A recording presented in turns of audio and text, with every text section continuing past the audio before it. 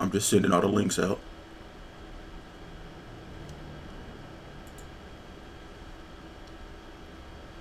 Because I figured it out.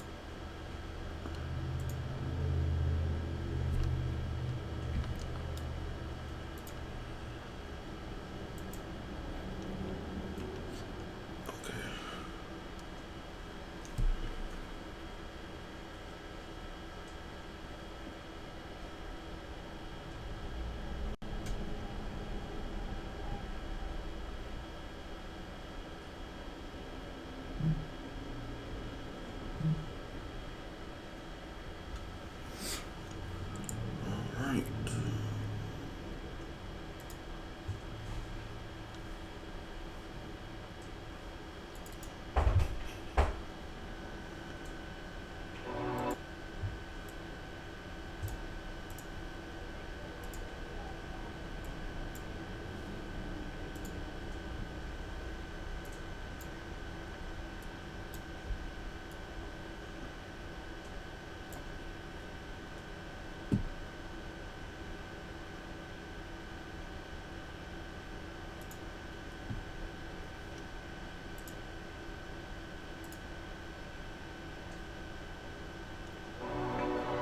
It's your boy Nute.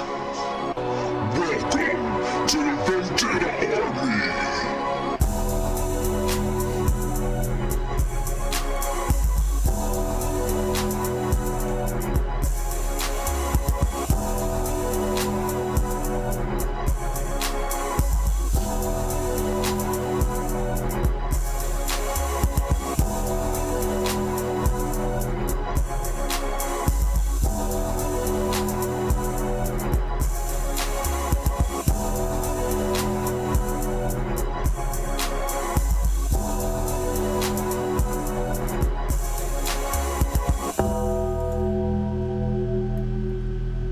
What is happening, people? What's going on? How you doing? Good morning, good evening, good afternoon. It's your boy, Big Will Manute, back again with my cuz, my fam, my ace boon coon, Mr. Beard himself, Dre Mac. What's going on, brother?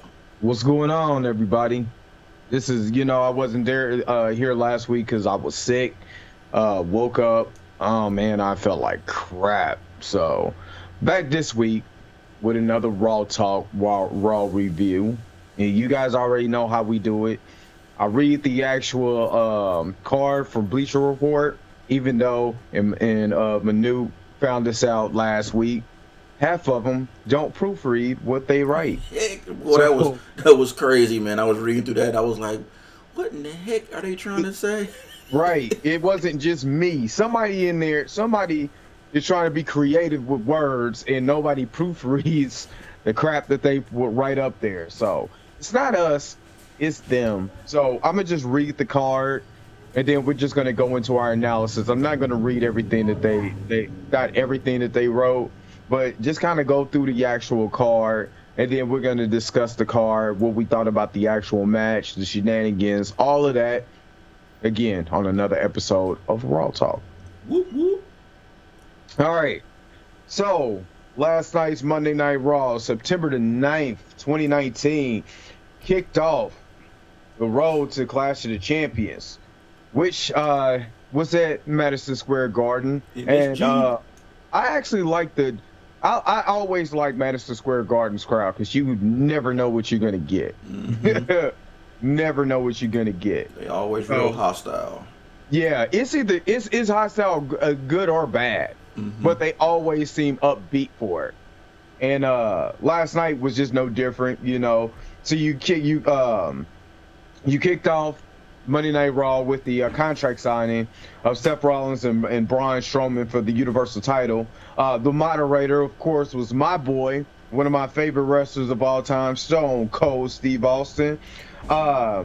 What would the figure flipping face of the Attitude Era have more in store for the Kingslayer and the Monster Among Men as WWE returned to the arena to help make it famous?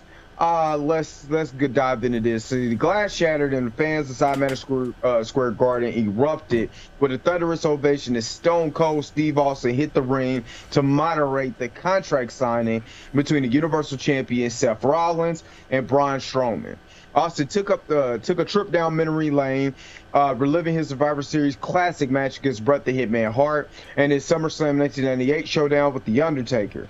The Texas Rattlesnake introduced Strowman and Rollins and repeatedly tried to get a champion and challenger to put the pen to the paper. The Architect signing after claiming being the best wrestler on the planet, promising to retain the title after Sunday. They booed, the by Monster the way. Among Men vowed not to turn his back on Seth Rollins before AJ Styles, Luke Gallows, and Carl Anderson interrupted the whole proceedings. A thunderous "what?"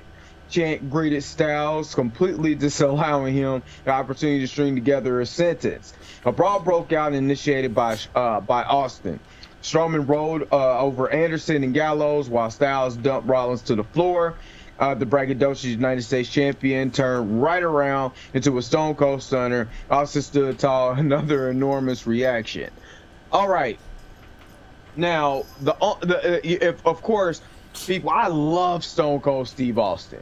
Mm-hmm. And he's still one of my, he's honestly, he's my favorite wrestler of that era, period. He was just, besides The Rock, besides HBK, Triple H, Undertaker, the Stone Cold, he just stands out. Even in this segment, to kick off Monday Night Raw, he stood out. It wasn't even about the United States, it wasn't even about the Universal Championship. Everybody came to see Stone Cold. Mm-hmm. And what was surprising, I'm starting to hate these gnats. What was surprising was that the kind of charisma that he had with AJ Styles. It was more of the AJ and Stone Cold session more than the signing for the championship match.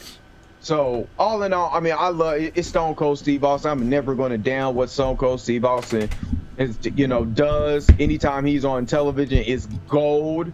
It did overshadow a little bit of the contract signing, but who cares? Stone Cold Steve Austin, and then he gave AJ Styles one of the greatest stunners.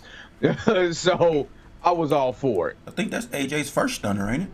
Yeah, it is his first stunner. Man, I bet that he gonna mark that in his calendar and probably save the draws and everything. That's a milestone for him, getting stunned by Stone Cold. Oh yeah. Yeah, but for me, it was crazy because we all knew Austin was gonna be there. So of course the show starts out, he comes out, and I'm like, okay, here we go. What's gonna happen? I like how he no-sold Braun at the beginning. Oh yeah. Which was cool because Braun talked all that smack, and then he went to shake his hand, and Stone Cold straight up he said, yeah, and now the Universal Champion. I was like, oh dang, okay, here we go. And Braun kind of laughed it off, but then Braun started kissing his butt. Seth started kissing his butt. Everybody was kind of, stroking Stone Cold's ego, which you got to do it. It's Stone Cold. Stone Cold. I like how Seth was like, I normally don't do the what chants, But then he started doing them. I like how, you could tell Stone Cold been doing it for so long. He started out with the what chance for the fans, and then that's why these young people, you can tell they're not used to interacting with crowds like the old school people. Because Right. normally they would let the crowd take over and they'll have to be wetting the whole time. What you got to do, you got to stop spacing your sentences out. You got to, like, when Stone Cold was done doing what's, he stopped pausing. He just Right. talked. And that's what got AJ in trouble when AJ came out there. Like, when I messaged you, you can tell that AJ's been a face for so long that when he was a heel, he was feuding with John Cena. Right. So he never really had to deal with the hostile crowd as a heel, to where anything you say, they gonna boo you, they gonna chant other names. You cannot forget.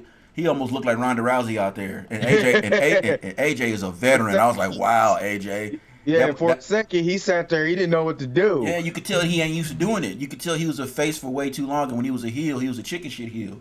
You know what I'm saying? You could tell that he was totally thrown off by that. And as long as AJ's been in the business, that did surprise me. I was like, wow, AJ, you better get this crowd back. That's why Stone Cold did what he did. Yeah, even in his TNA days, he was rarely a heel. Yeah. I mean, but there was nobody on the caliber of Stone Cold Steve Austin in TNA. Oh yeah, to get the crowd, get that nuclear heat. To get that. Yeah, so there's nobody he could be able to face that's going to have that much, who's that far over. Yeah. Where you just like, wait a minute, I have no complete idea what to do right now. So that's kudos to Stone Cold still being a veteran and a Hall of Famer that he is. He railed that segment back in because it was getting out of control with the crowd. AJ completely lost control. Oh yeah, because the crowd completely took it over, and Stone Cold he nonchalantly moved the table out the way. The crowd shut up like, oh snap, what's about to happen? So that one little movement quieted the crowd, or got the wrestlers, the crowd back, because they thought something was about to happen. You know what I'm saying? And then he acknowledged him. He said, I forgot what he said to him, but he said something. He acknowledged AJ. And I was like, oh snap. I thought something was about to happen right then. But all in all, they threw him out the ring. A little bit of botch with Rollins and Strowman with the good boys. Like, they kind of went out the ring kind of.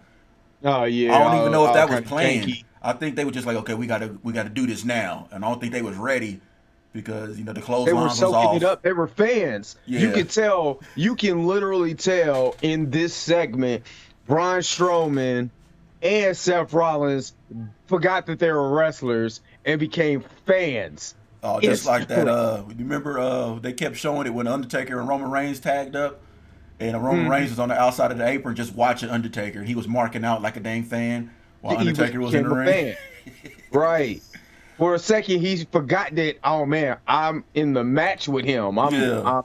This is still the Undertaker. Because you got to think, a lot of these guys, they're like younger than us. Yeah, I know. So when these Attitude Era guys were in the heat of doing their thing, these guys were kids. Right. These guys are like barely in their 30s, you know what I'm saying? Or early 30s, maybe mid. AJ, of course, he's old, but a lot of these other guys like Seth and, Strowman and all these guys, Ziggler, Roman, all these guys, they're young guys. But yeah, all in all, like, nothing to say. This segment was amazing because it was Stone Cold. And like you said, you can't go wrong with Stone Cold.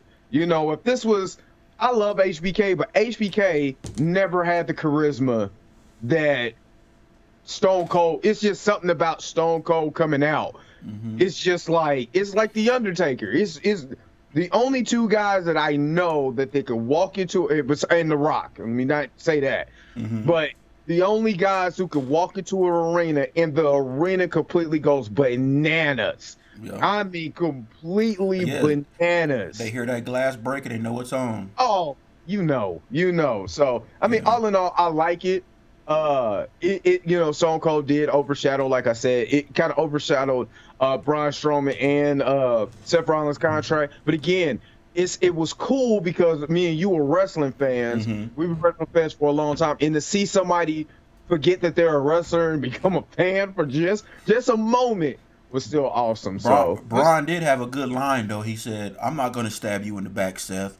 I really like being tag team champions, but I'm going to love being the Universal champion." I was like, okay, whoever wrote that for you, good job. That was good. Normally, whoever writes Sometimes you be like, what? Yeah, That's why I man. was mad because I was sick last week when Becky Lynch was doing her promo. Oh, her new name is now Necky Lynch. I didn't get to put it on on tape, but now every time I refer to the man, she's Necky Lynch.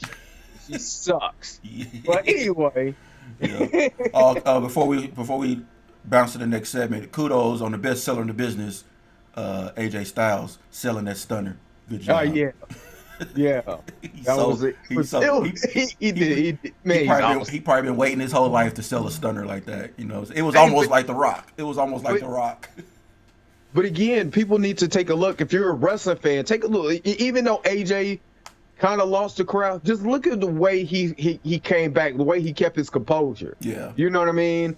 He never still wavered. He kind of looked lost, but he never wavered You could from tell the chair. he was just kind of thrown back because he's never had to, like I said, deal with a hostile Right. crowd as a heel. Not a crowd like that to where they won't let you get a word in edgewise. I Yep. mean, they're going to start. He's lucky. They really kind of went easy on him, to be They honest. did. They could have destroyed AJ Styles, but they Yeah. loved AJ too. Yeah. So they wasn't going to beat up the I guy mean, they kind of liked. they started chanting his name when Seth said that he was the best wrestler in the world. They booed Seth and started chanting AJ Styles before they hit the AJ music. Because for real, AJ is literally, and this is why I'm going to the second segment with Cedric Alexander and AJ Styles. Cedric Alexander, dude, is putting on just incredible matches. Mm-hmm. Incredible. I'm sitting there with my jaw dropped. For one, he's wrestling with wrestling with AJ Styles. AJ but Styles. good Lord. What'd you say? I'm sorry. Well, that's what I'm saying. He's wrestling. They keep putting him in there with good competition, Man, good this match was quality competition. let me get to what Bleacher Report. Let me get to Bleacher Report's breakdown. And opportunistic Cedric Alexander rushed the ring and took the fight to an injured AJ Styles, turning the tables on him after the phenomenal one left him injured, leading to a heartbreaking King of the Ring tournament loss to Baron Corbin. Alexander controlled early, keeping the opponent reeling into a throat punch by the United States champion, slowed the momentum. A focused and cerebral Styles turned his attention to the previously injured arm of Alexander, leaving him in tremendous pain ahead of the break. The former Cruiserweight champion blasted a charging Styles with a knee to the head and dropped him for a near fall. Alexander rolled and was prepping for a springboard when Anderson and Gallows appeared, and here come the shenanigans. They pulled him to the arena floor and engaged in a 3-on-1 beatdown. Surprisingly, the Viking Raiders music hit, and the big man hit the ring, making a save, dropping the heels with their explosion of ferocious offensive aerial assault. Alexander joined in, sending Styles to the floor with a drop kick as Eric and Ivar delivered the Viking experience to Anderson. The result, Alexander defeated Styles via disqualification. I'm going to let you go first because I remember what we were talking about on Snap last night, so I'm going to let you go first. Yeah. So first of all, Sadie, I'm glad about the push, and it couldn't have come at a better time with Fox about to take over SmackDown and all type of eyes about to be on the product. I'm happy that they pushing a young black man with talent like this because now more eyes are going to be on him, and it's at the perfect time to push young new talent that has skills. So kudos on WWE for doing that. I hope he gets moved to SmackDown so he can really take advantage of it, but he probably won't but I'm still happy for it. So like I said, great match. I mean, he was in there going toe to toe, blow for blow, sale for sale with AJ Styles. So and kudos to AJ. You could tell that he likes wrestling him because you can tell by the body language and how the match flowed that AJ was having fun. Oh yeah.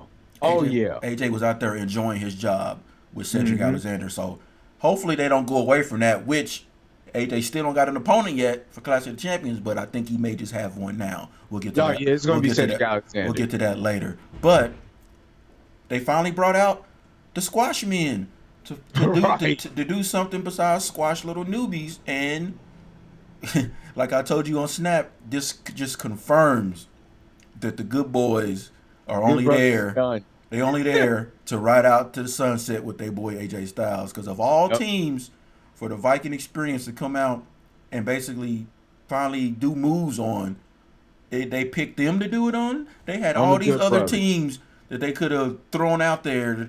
You know, the B team or Zack Ryder and Hawkins or anybody they could have thrown out there for them to actually work with besides enhancement talent, and they picked the good boys for them to go out there and do their finishers on. I was like, wow, these Right. guys are done. They're never going to get a tag team title match again. They're never going to do Nope. anything again but come out there and do segments with AJ Styles.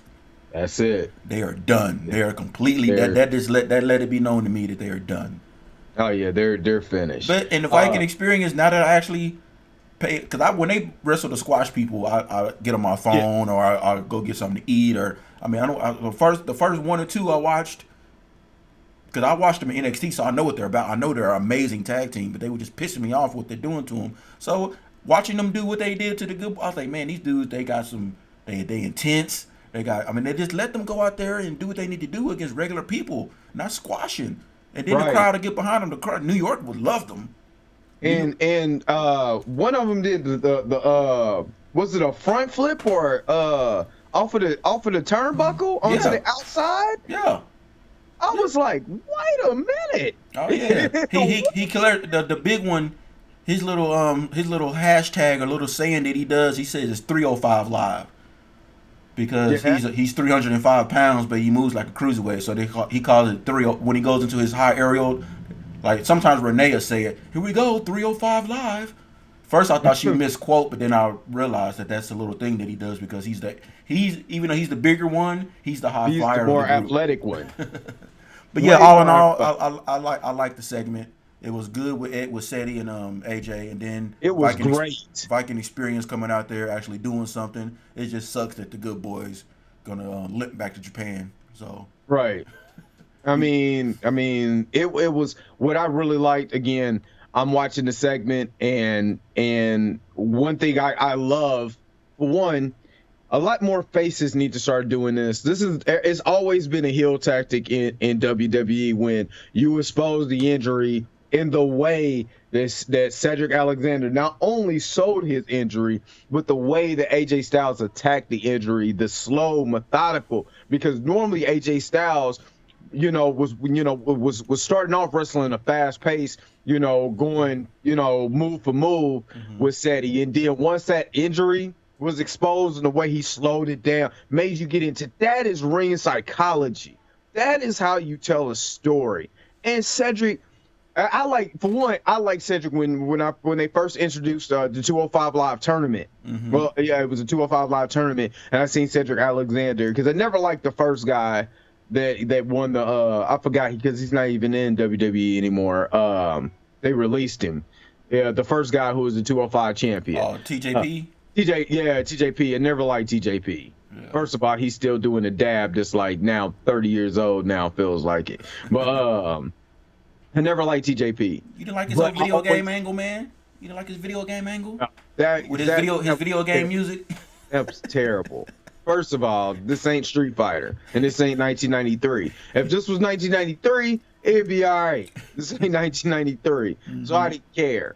But I like Cedric. I like TJP as a wrestler. I just didn't like his gimmick. It was terrible. But Cedric Alexander always had my attention. Bigger guy to be 205, 206 pounds or whatever. Still a pretty solid guy. Moves around the ring well. He matter of fact when he did the flip on the outside, and basically he kind of clotheslined AJ Styles, but still hit his back and his tailbone. On the outside, I was like, ooh, and he got up. I know that hurt. For real, that hurt because you could hear the way he smacked. He got up and still kind of sold the injury with it and still, man, the guys, I'm just surprised the push that he's getting. Very surprised. I'm not surprised his in-ring ability.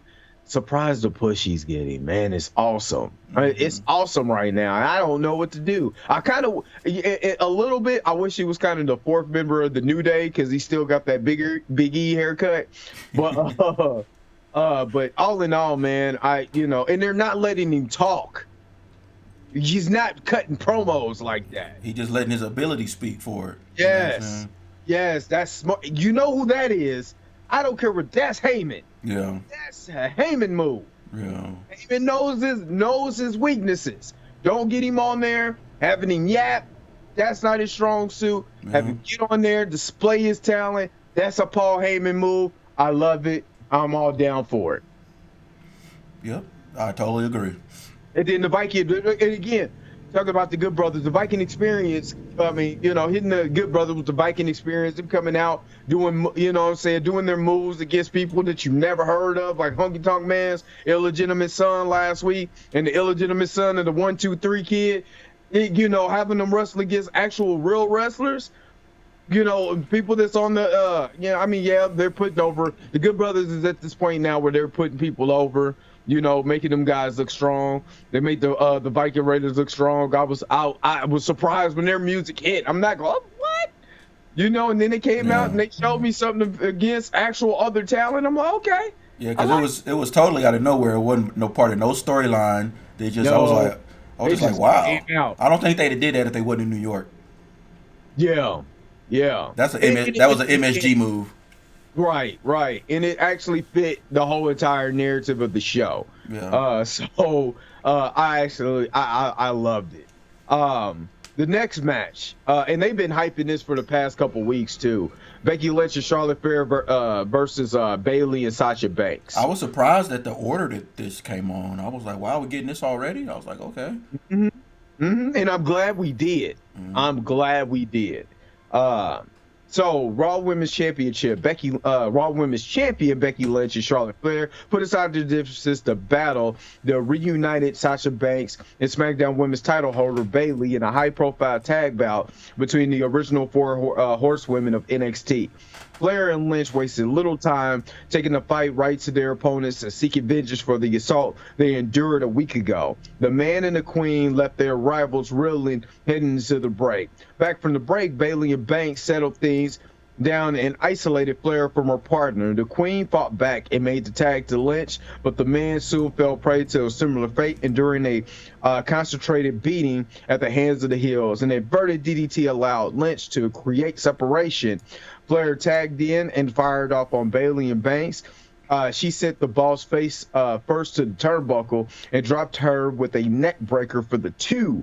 Banks fought her way back into the match and delivered a bank statement. Flair countered into the figure 8, but an alert Bayley launched Lynch into her partner, breaking up the submission.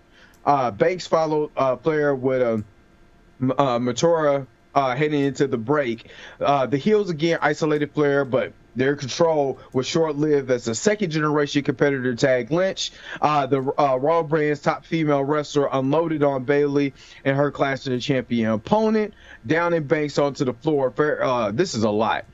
Flair is the double suplex attempt, because this was a great match, so I'm glad they went into detail about what's going on. But Flair attempted a double suplex attempt by the heels, and Lynch down them with a double drop kick. A leg drop by the Man followed. Flair delivered a moonsault and a very near close fall by Banks, broke it up. At the ringside, Lynch sent Banks into the steel steps, which was awesome, and applied the disarmer on her. Bayley broke it up and sent the Man into the turnbuckle with the Bayley to belly. The SmackDown Women's Champion followed with a German suplex to Flair on the floor, which chance was this was awesome. Actually, I love the way that she did that suplex, because she hit it from the side. Yeah, that whole little segment on the outside, I was like, wow, Bayley is. It wasn't quite heel stuff, but it was her being more, like we've been seeing Bayley being more aggressive lately. I thought that she was about to pick it up right then. I was kind of mad that it didn't go that way, because they made her look real strong, but then, yeah.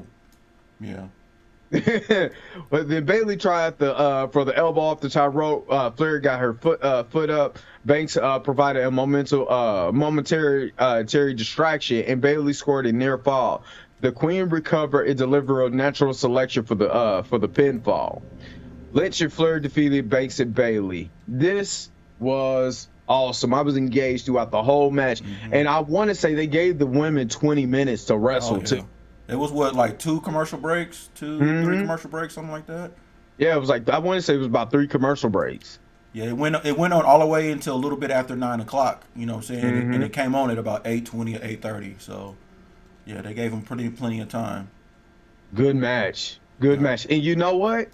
This is if anybody ever paid attention to this match, three women were wrestling, and one was just there, and we all know which one was just there. Yeah. Three women were wrestling. Charlotte carried that match. Well, Charlotte didn't carry the match. Charlotte, Sasha, and Bailey carried that a whole entire match. I don't even know why Nikki Lynch has the title. She did not carry any portion of that match. She was there for a couple spots, but Charlotte Flair was the one who was the stronger out of Becky or Nikki, out of Nikki and Charlotte. Charlotte was the one who carried that team and wrestled great with Sasha and Bailey. I don't even know why Nikki is the champion. She cannot continue to be champion. She is not there. I don't care how much fans like her because she's cool and she's the flavor of the month. She's not as great as Charlotte, Sasha, and Bailey. I'm sorry to tell you, Nikki is not there. She's not. And what's so crazy is that when out of the four, it was always Charlotte, Sasha, Charlotte. Then it was always Becky, then Bailey. But now it seems like since you think with the amount of screen time Becky has gotten and as much push she's gotten, she would have stayed over Bailey because Bailey was the last one to get called up. But Bailey, to me, has surpassed. Bailey is on Becky. Fire. When you talk about wrestling ability. Because I never liked Becky Lynch wrestling. She's horrible in the ring. She did all of her stuff. Like before the match even started. She did I didn't even pay attention. This is how much I didn't pay attention to it. Because when you snapped me that, I was like, she did? I missed it. Yeah, she did all her offense already. Before she even got tagged in the ring, she did all her offense. That's how little her offense is to where she can do all her main offensive moves before she even gets tagged in the ring. It's a lot of running and grunting and drop kicks and literally Chris Jericho back at WCW when he was talking to Dean Malenko illustrated all of Becky moves, Nikki Lynch's moves from the beginning. Move number 1, arm bar. Move number 2, arm drag. That's exactly what happened. She did nothing that was ring to me. When I look at Charlotte has, Charlotte Bailey and Sasha has ring chemistry where they tell a story. What does Nikki Lynch do? She gets in the ring. She's all hype because she was the hot tag. She is the ultimate warrior of the women's division. She comes in with her hot tag and she runs, but she's like walking in place when she's running. It's like a little kid that getting ready to run. They run, got like. Man, I wish I had a GIF of that. Because I'll put that, I'm going to find a GIF of that. That will be next week. I'm going to have a GIF of when Becky Lynch comes in the ring because she looks the same way when she gets a hot tag. She's like she's moving fast, like she's supposed to be running from point A to point B, but she's walking, but she's like all stiff, and she sizes the opponent up, and she's looking like trying to be all badass, and the crowd's going crazy. And it doesn't work. Sasha, I'm going to tell you this, and this is for anybody watching on YouTube, because I don't care. First of all, look at the way Bailey, her aggression is. She goes from, it's almost just almost Bray Wyatt like. She goes from smiling and being all happy to aggressive and move after move after move. You like, dude, this is the same person that I was like, this gimmick is not gonna go. Now that's the last time I watched NXT. Was when these women were in NXT. Well, you know why why Bailey's like that though? Bailey's like that because she's like us. She was a student of the game. She was a fan. She studied. She watched thousands and thousands of hours of wrestling tape. She know how to get perceived. She was playing her character. But she's best friends with Sasha Banks. Like she got some swag to her. Come on now, she got a big ass booty and all this. She got swag. You know what I'm saying? So she's probably been begging the chance to be more aggressive and be a heel. You even see when she did some even heel stuff when they was in the ring and keeping Charlotte or keeping Becky from tagging in, and she was taunting Charlotte with the little Ric Flair thing. And kind of like waving at the crowd. I was like, okay, go ahead. It's great ring chemistry. Heel And Bailey. this is what I don't understand. Why people like Nikki Lynch so much? I don't understand it. I honestly don't. You know Even when why? huh? You know why? It's that they want that anti-establishment. They still clinging on to the old days where the person who's being, I'm gonna do my own thing. You guys have been holding me down, blah blah blah. Then the feeding off the whole Ronda thing when everybody was getting upset that then Ronda was being handed everything, so they needed a villain for Ronda. So that's why they took Ronda completely full heel, because they needed to find a way, because Ronda was leaving. They needed to try to find a way to keep the division going, even though Ronda saved the division. So the people got tired of, you know how the WWE fans are. When you get somebody who's on top for too much, they turn on them. They turned on Ronda, and now they lashed on to Becky Lynch because she's the anti-establishment. I'm gonna do my own thing. I'm the man. I'm gonna do this, da da da. And they just been rolling with it. And then of course, you know, the whole power couple thing too. So I mean, Yeah. I thought it was going to be over by now. Sadly, it's probably going to run all the way up to Mania again. Yeah, Sadly. and I'm done. I'm done with Nikki Lynch. I'm completely. I've been done. But comparing her with Bailey, because Bailey is probably, out of all four women that got called up from NXT, she's the most surprising. Charlotte, not surprising. Sasha, not surprising. Nikki Lynch, not surprising because I thought she sucked in, and even when she first came out, I always thought she looked like Gadget from Chippendale's Rescue Rangers. So I never was on her. I was never a fan, never. But Bailey, man, I want to meet her one time so I could hug her. Hey, I took your face off the screen because it was some lag between when you speak and when it's coming on. So like if you look at it and you disappear, because it was real bad. Like your mouth would be moving and then you would stop, but then you still be talking. So Oh Lord. so I took it off, but your picture is still up there, so they still know you on the show. I'm still here. Yeah. I'm still standing. I'm still strong. Yeah, but this match, like I said, it was a great match. I enjoyed it. Even though I'm not going to give Charlotte a pass on completely missing that moonsault, but like I was telling people in the new group I put you in, they got to realize Charlotte is an athlete. It's really hard for Charlotte to do moonsaults and not land on her feet. Every time she does moonsaults to where she has to land on a bunch of people outside the ring, when she does it, she damn near lands it on her feet because she's a legit athlete. It's hard for her to flip too. It's hard for her to flip outside of the ring and land flat on her stomach because she always wants to land on her feet because she can.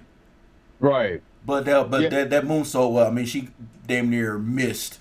Yeah, she Bailey. literally flipped into that onto her. She didn't. She landed on her feet. It was like a flip. Yeah. Like literally, and then the roll up, and then also that big boot she that got botched. Yeah. She went to kick her, and But Bailey was already falling. That was kind of Bailey's Bailey fault was too. falling already. Yeah.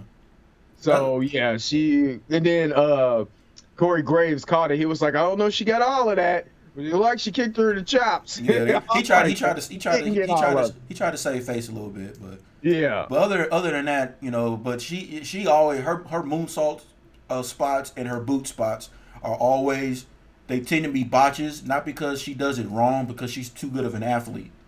Right. You know, with her going at 100 miles an hour, it's hard for her to try to protect the other person.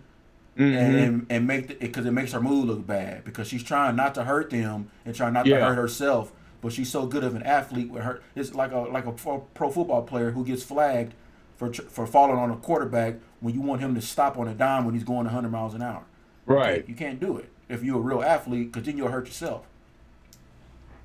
So, Yeah. So it was, all in all, that was the best match of the night. Yeah. That was literally the best match of the night. You know, the crowd was so into it, and they gave the women, because everybody, you know, as much as I give Nikki Lynch, you know, crap, everybody loves her. I don't. Yeah. You know what I'm saying? I'll be the one person to be booing in the arena, having everybody look at me crazy. I don't care. When it comes to Becky Lynch, I'm on my Bruce Blitz. Yeah, right, man. It just, You know, You're not there's gonna be somebody in the comment section that's gonna probably tell me that I'm dumb and I don't know what I'm talking about. But Nikki Lynch sucks. Tell me all 5 of her moves that she does. Exactly 5. You giving her credit for that because 2 of those are kicks and one of those is her little spinning elbow off the middle rope. You know, only thing that she does and it looks good is the disarmer. Well, her exploder. Yeah, the exploder. But that's it. Yeah. That's it. Other than that, she go anybody who has a problem with what I said about Nikki Lynch being compared to Ultimate Warrior, go look at Ultimate Warrior's matches, then go watch Nikki Lynch wrestle, and you be like, oh, I can see that. Yeah. Exactly. Because that's what it looks like. And you know what? I feel sorry because Finn Balor trained her, and that is amazing to me. She came from Finn Balor's school, and that's what she learned. Come on now. You doing Finn a discredit. Finn got way more than 4 or 5 moves. Way more. And he trained this woman. And you know what, people? Not to get off of this, because we're gonna get to the next one. But everybody gives Roman Reigns crap. Talking about he's 5 moves to do. Dude, go really watch Roman Reigns. He sells more than his offense for a big dude. You know what I mean? He sells a lot more and a lot more polished wrestler as far as ring psychology than people give credit for. And people give Roman Reigns crap. So whatever. Whatever. That was our Becky Lynch rant portion of the show. Yeah. It's going to happen every time as long as she's still over. Right. So, Rey Mysterio versus Grand Metalik. The Battle of the Luchadors was up next as Rey Mysterio squared off with Lucha House Party's Grand Metalik. Where's your mask? I got it up there. I'm too tired to put it on. I'm too tired. And plus, I haven't had a haircut, so y'all ain't about to see that. Yeah. But if anybody wants to know, the mask is here, but just unmasked right now. I don't want to put it on. It sucks. El Negro. Right. El Lucha Negro. So let's see. Mysterio dropped Metallic across the ropes to try for the 619, but his opponents ducked out the way and scored a 2 off the schoolboy roll up. Rey Mysterio recovered to send Metallic to the floor. He tried the baseball slide splash, but Metallic rolled out of the way and blasted him with a super kick. Then he soared through the air, rocking Rey Mysterio, leaving him nursing his neck. Grand Metalik seized control of the bout momentarily, but Mysterio sent him face first into the turnbuckle. The fight moved to the top rope where Rey Mysterio caught Metalik with a headbutt. The Lucha House Party member recovered and downed Mysterio with a snap head scissor off the top rope.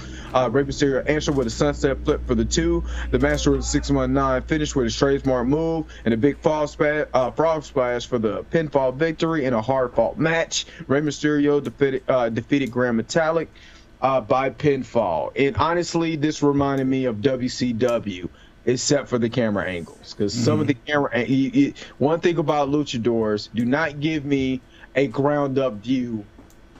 This is WWE. I'm telling you, you cannot do that. You can't give me the ground up of 2 luchadors wrestling. You have to give me the back end aerial view. Give me the full, or just a side ring view. Not give me. I said, man.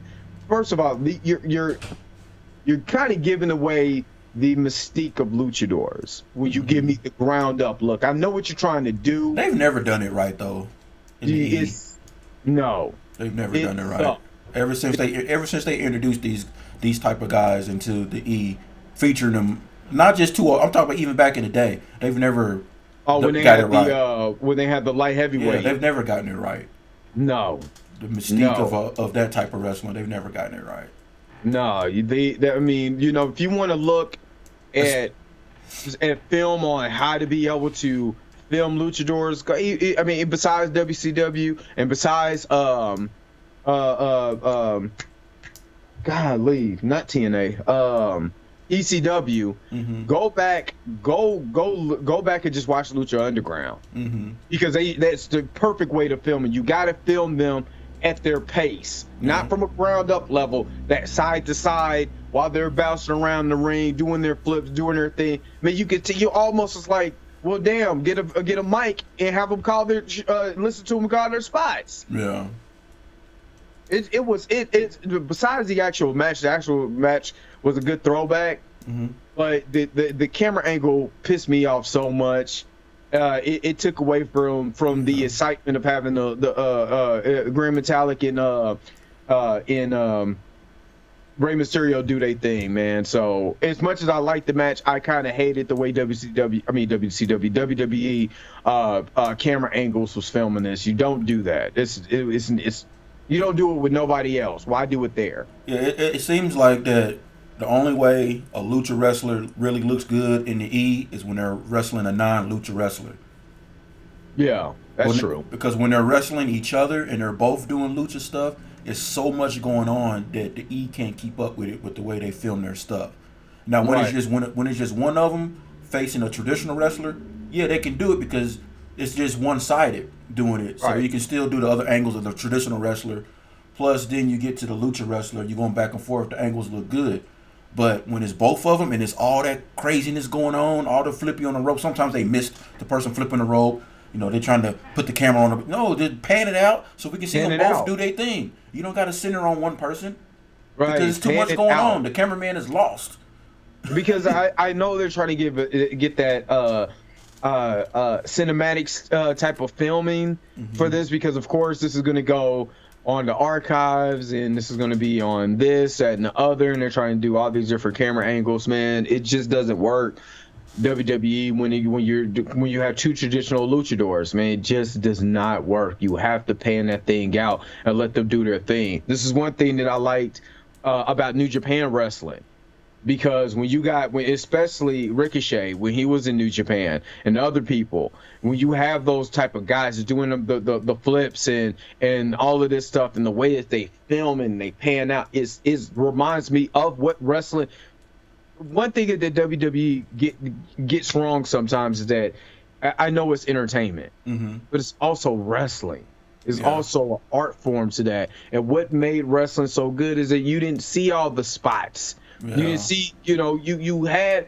Matter of fact, that's why I brought up Charlotte Flair when she missed that big boot. If you pan out, you totally doesn't know that. The person that was in the nosebleeds didn't notice that. No. If you pan it out on television, you would never know. The person in nosebleeds probably didn't even notice that the moonsault itself was a botch. Right. You know what I'm saying? But the camera angles are so tight now because they want to get you that in-ring experience now that we watching at home, and people who got the eye, we know that, but we gonna notice it all anyway. Right. I've been watching wrestling so long now. I used to not be able to notice when they called their spots. Like when we first started watching when we were kids. I didn't. But when I go back and look at some of those old things, I can see them calling for it or headlock or da da da. I could see it, but when I was watching as a kid, I didn't know that. That's just the nature of today's fans. We know too much. Right, that is true. And like you said, the collar and elbow tie up. I never knew that was the easiest way for them to be able to call the next spot. Yeah. Or get a breather. They need a breather in the match. If they go through a bunch of high comeback moves and stuff, most times it always ends in a tie up or a neck crank or something so they can catch the breath, or throw outside the ring or take a post so somebody can get a breather. And the referees are part of all that. See, there's a lot of the stuff that we find out as we get to be older wrestling fans that we had no idea when we were kids. No idea. I'm really thinking, that I'm still thinking that Hulk Hogan and Ultimate Warrior really double clothesline themselves to this day. Like, you can't tell me that wasn't real. Yeah, it's just. Then I go back and watch it. I'm like, ooh. Yeah. Ooh. And sometimes it's good to be so involved and so knowledgeable, but sometimes it's bad too, because sometimes you can't just let yourself. Sometimes you got to turn it off just to watch a match, like what we did with the Kofi Daniel Bryan for WrestleMania match. Yeah, we turned everything. We turned everything off and watched that experience, because there were a lot of botches in that match that I realized when I went go back and rewatch it. But at the time, I turned my wrestling brain off, put my fan brain on, and I just enjoyed it. And see, that's a problem right now with a lot of wrestling fans, is that a lot of wrestling fans are just not enjoying the product. You know, just enjoy the product. Just enjoy what's going on. You see these guys, they're wrestling there, but they're, you know, even through botches and all of that, and some of the characters that I don't like, I respect them.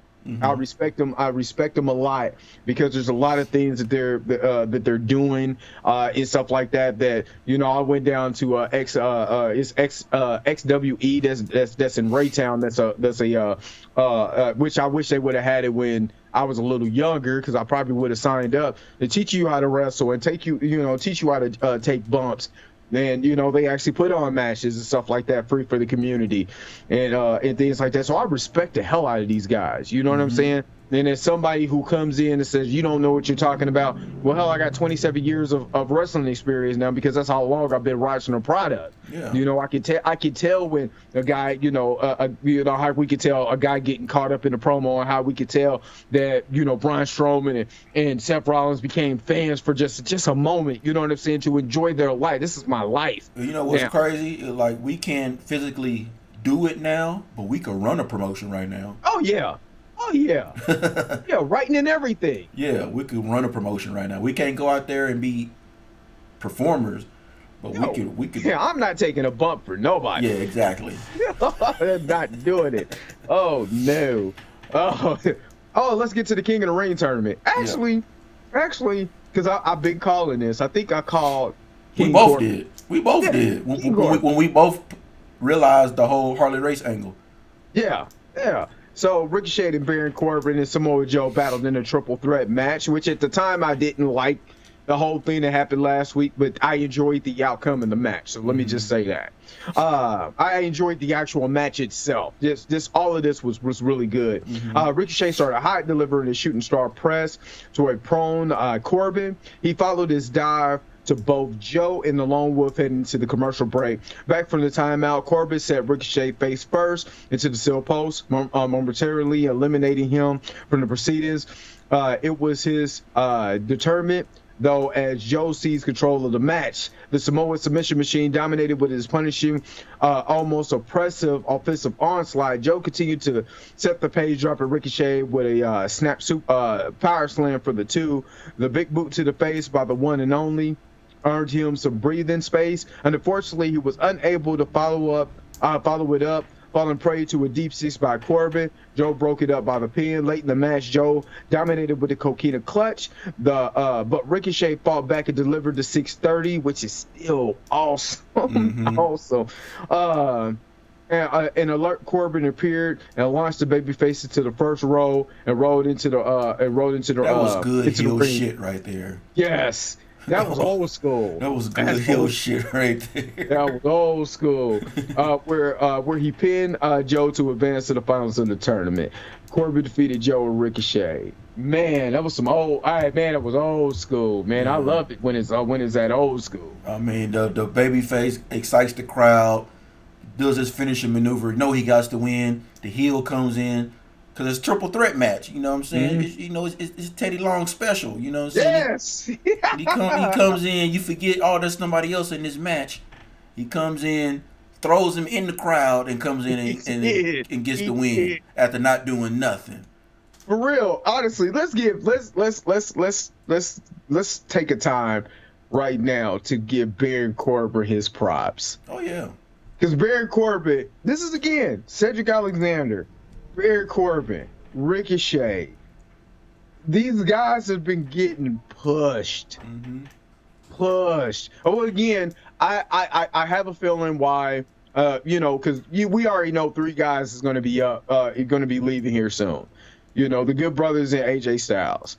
And you're gonna need someone with that type of charisma as like AJ Styles, and you're gonna have to find new guys who's gonna take over when these guys actually eventually leave. Which I'm gonna hate when AJ Styles leaves because he's so awesome. Yeah. You know what I'm saying? I enjoyed his time. He basically AJ took over where Sting could have been, wrestling a few matches here and there, man, getting me excited. AJ took that spot and ran with it, so I'm happy for him. But man, Baron Corbin, man, he's been awesome. I'm not gonna lie, I've been actually rooting for Baron Corbin, like really rooting for him.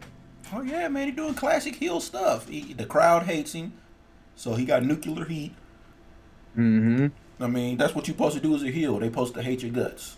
Yep. You know what I'm saying? They supposed to not stand. They can't stand the words you say. Every time you come on the screen, they put the camera on the little kids who are booing and they hate him. They hate his guts. And as a heel, that means you doing what you're supposed to do.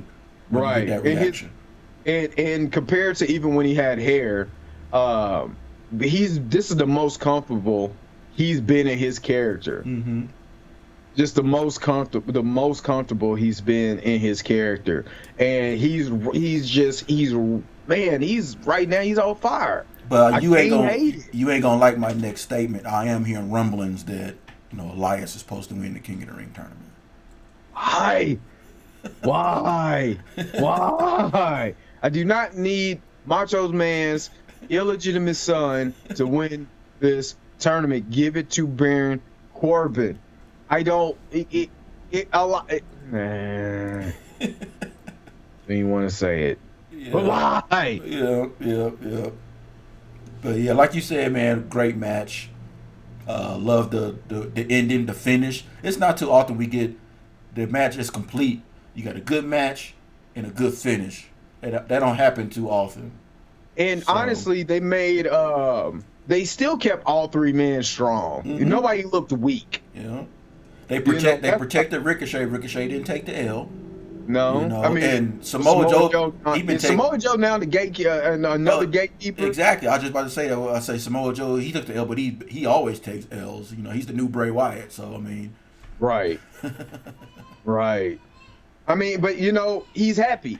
Yep. There's one thing I can't say. Now, if he was grumbling and whining, be a totally different story. Mm-hmm. But he's happy. Joe just happy to be in the WWE.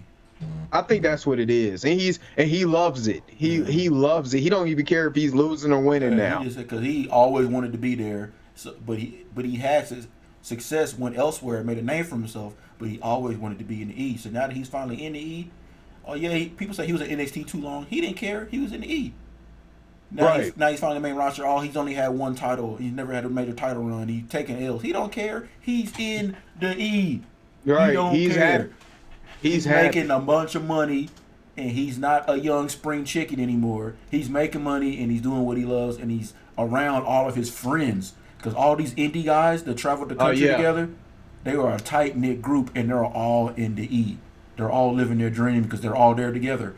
If they all would have went before, they all wouldn't have been together. They wouldn't have been as good. They probably would have already been gone by now. Right. They traveled. Everything worked out. Yeah, and like I said, even though he's taking L's, and of course I don't want him to, but I mean he's having fun. I follow him on Twitter. He loves it. Mm-hmm. He loves it. Hanging with guys playing video games with these guys on up, down, down. I mean he's living his dream, man. So he doesn't care if he's taking L's right now. He's living his dream, man. So I'm all for it. And his character still stays strong. Even I've never seen somebody take so many L's, but yet still stay such a strong character. Besides, the other guy is our guy King of Swing, Cesaro. Yeah. But even still, sometimes he does. I'm saying, still be strong. But I'm saying, like, Joe never disappears. Cesaro disappears sometimes. You know what I'm saying? That's true. When you take that many L's, you take an L. They don't do no storyline for you. You hardly do any promos. Samoa Joe still stays relevant. And he really ain't never won a feud. That's true. Very true. And he's still relevant. That's very true. That's the essence of a great gatekeeper. You never win a feud, but yet you still keep having feuds. That's true. Very true. So, ready for this next one? Yeah. Natalya and Lacey Evans. Natalya won. Natalya is basically where I'm not about to read that because I'm gonna do what I did. I literally because I don't think you snapped me, but I'm watching it and I'm trying to fix my wife's phone at the same time. And well, actually, just before she came in because she wanted me to fix her phone, literally fell asleep on this. Literally fell asleep, and it's because we seen this last week. Yeah, I was surprised when they did it too. I was like, wow, again. I mean, no run in, no special stipulation, just the same match again. I was like, okay, wow. Same match, and literally you know, and I like Lacey Evans. I like Natalia. It was just boring. I'm not gonna lie. It was boring. Especially because it should have been. That's why I was surprised at the positioning of the tag match because this should have went on before the tag match. You can't put it. Yes, You can't put another diva or not diva women's match after that tag match and expect it to have any traction. right. The crowd wasn't into it. Yeah. You know, it was just and again, it was virtually the same match we seen last week. It just this time it was Natalia. They got the win instead of Lacey Evans. Yeah. It wasn't good. It wasn't to me. It wasn't good. I actually went, even though the part that I fell asleep on. I actually, and I told you this before we even went on. I hit my because I watch YouTube TV, so I went and clicked back at the match and it was still boring. I was like, you know what? I didn't miss anything, so I didn't like it. It was. Yeah, they could have saved this one, but I think that's another thing because they were MSG, they had to get Natalia on the show. So she's a veteran in the women's locker room. She would have felt some type of way if she wouldn't have been on the card in Madison Square Garden. That's true. I can see that. I can see that match right there was nothing but politics. That was politicking right there. Tyson Kidd was like, you know what, it's me, MSG. You gotta get my wife on the show. right. You know, he's a producer in the back for Raw, so you know he had to. I mean, she's the longest running women on the roster right now. And you go to Madison Square Garden and you don't have her on the show. No, it would have been some mess. True. So I'm not mad that they put the match together. It just wasn't. It wasn't that good. It was all right. It was. I went back and I was like, this is just again. This is exactly what I seen last week, except with different results. So. Now, the main event was a 10-man tag team match, which they announced after all the shenanigans with Cedric Alexander and the Viking Raiders. Yeah, because I was wondering what the main event was going to be. I was like, okay, so what's the main event if the women's match is already happening and all this other mess? I was like, oh, okay. And so they did Teddy Long. They put together a 10-man tag team match, except it didn't have The Undertaker in it. Buckle up, Teddy. Go get in man, you cracked me up. You gonna get in the triple threat match with The Undertaker. Like, why is The Undertaker your default person, Teddy Long? But holla, holla, holla, holla. Right. Basically, I mean, I'm not gonna read this because this is long and I'll just say this. I enjoyed the hell out of this. Oh, yeah. Entertaining. I want to tell you one thing that I did notice. You know, you was talking about how, you know, with Seti's injury, he continued to sell his injury even throughout this match. When he was outside on the ring apron waiting to get tagged in, he holding his ribs and his arm the whole time and like barely able to stand up on the apron. Go ahead, Seti. Yes. I mean, but just think about the rub. The match itself was fun. It was a very fun match. Just to give you the winner, if you didn't see it, spoiler warning: Rollins, Strowman, the Viking Raiders, and Cedric Alexander beat the OC, Ziggler, and Rude. All 10 men had their moment, had fun, awesome. Tell them how the ending happened. Oh, okay. So that's important. Are we talking about the afterwards? Well, no, like the actual ending. The actual ending. Oh, okay. 1, 2, 3. Oh, okay. So let's and let me see. Okay, so let's just go here. All right. So unaware that Rollins was forced into him, Strowman began arguing with the tag team champion partner. After the final break of the night, the heels isolated the Universal Champion, repeated the success that they had earlier in the bout with Alexander. The action broke down late, with each superstar getting in some their trademark offense before Ivar scared the ropes and wiped out everyone with an impressive dive. Big dude hit him with the dive. 305 live.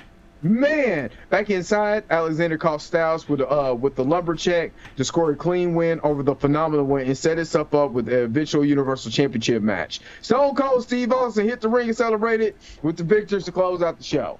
That's what I was getting at was the Seti pin. Got a clean pin on AJ Styles. Clean pin. and it looked awesome. Yeah, AJ sold him. That's how I told you AJ had fun because it looked great him taking that move. Yes, yes, and they hit it. And again, WWE when you put a camera angle on something like that, perfect. The way that y'all captured that, perfect. Because he sold that move and it looked awesome. See, but that's the thing about it is they do that camera angle well because even though that's a high flying style, that's not a lucha libre style. Yeah, it's a difference. Yes. And what's crazy, Cedric got a clean victory. And a rub that you would never, ever get by, you're celebrating them. Viking Raiders, too. Mm-hmm. These guys got a rub, which being in the ring with Stone Cold Steve Austin. Did you notice as soon as the 3 count happened, they hit his music because they was running, the time was running, and they know Stone Cold likes to go forever with his celebrations. So, I mean, I was like, wow, his music hit quick. I mean, 1, 2, 3, ding, ding, ding, ding. I was like, dang. Came down the ring. He ran down to the ring too, so they was like, hurry up, get it all in. Celebrated. I'm happy for Cedric Alexander, man. I'm happy for him. He got to sit in the ring and toast beers with Stone Cold Steve Austin. Yeah, and it's funny because it wasn't.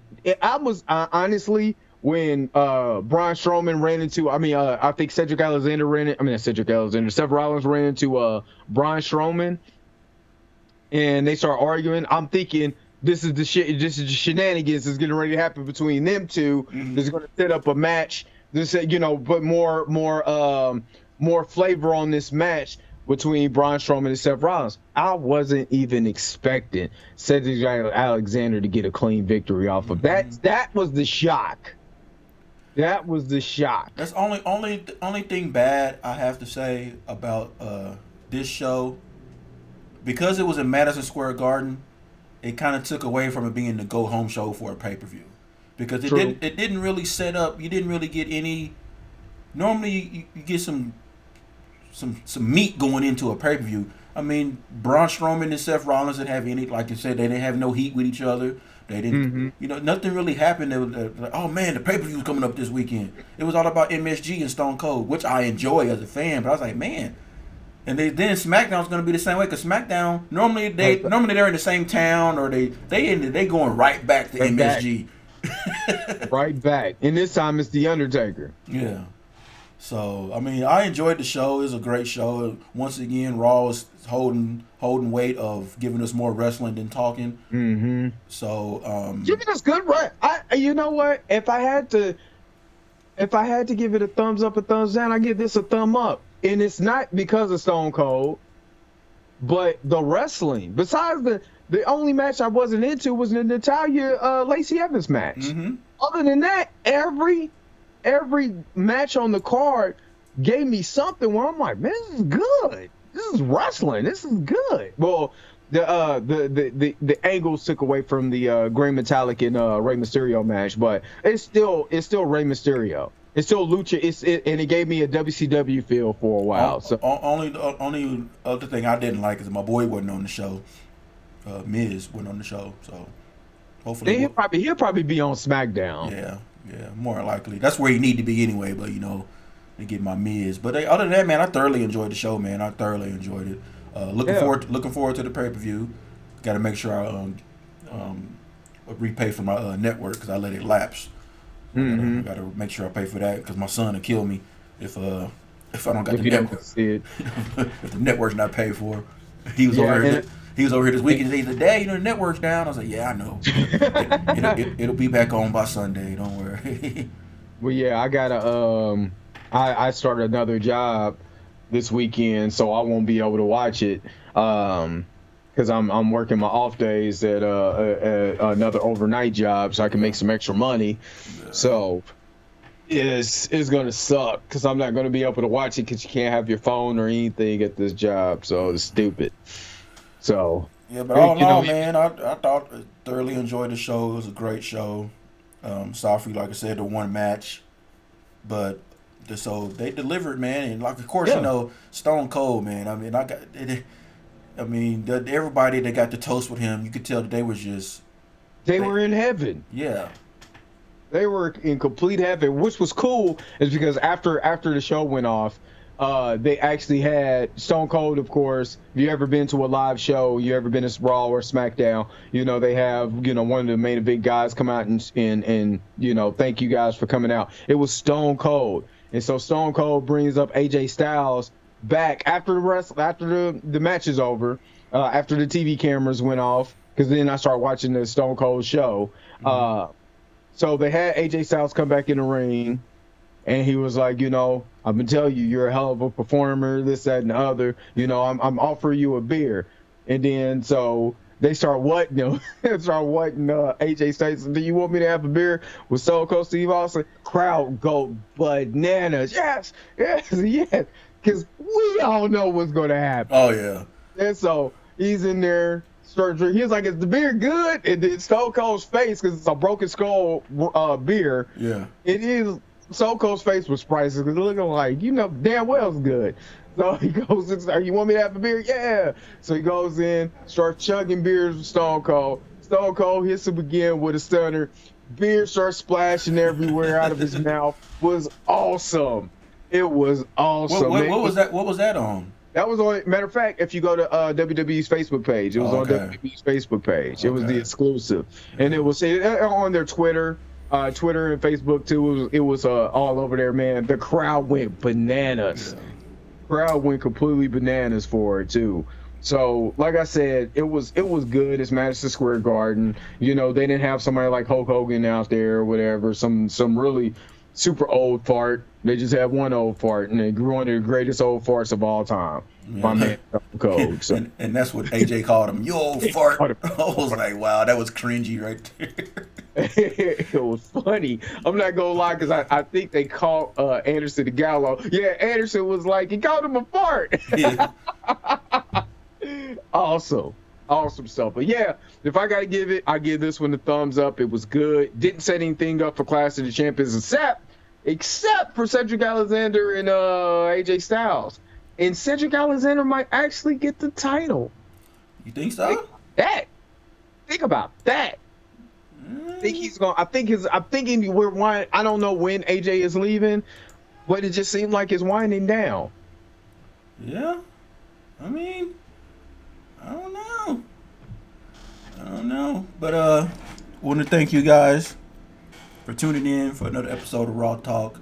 Make sure you hit that like button, subscribe, and share. Like, subscribe, share.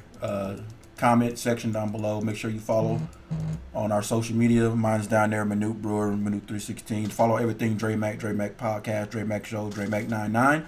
Hit my boy up, hook him up. Follow him on all avenues. We enjoy bringing this to you guys. We're going to keep doing it for as long as we can, and as long as we have the passion, which we'll never leave. But we enjoy you guys. Have a good time. Shout them out, Dre. Peace, y'all. Make sure you guys are liking and subscribing, and make sure that you're hitting that little bell icon for all the notifications. So anytime a Nute is live, make sure you hit your bell icon so you know when he's live, so you can go ahead, tune right in. But other than that, peace, baby. Deuces.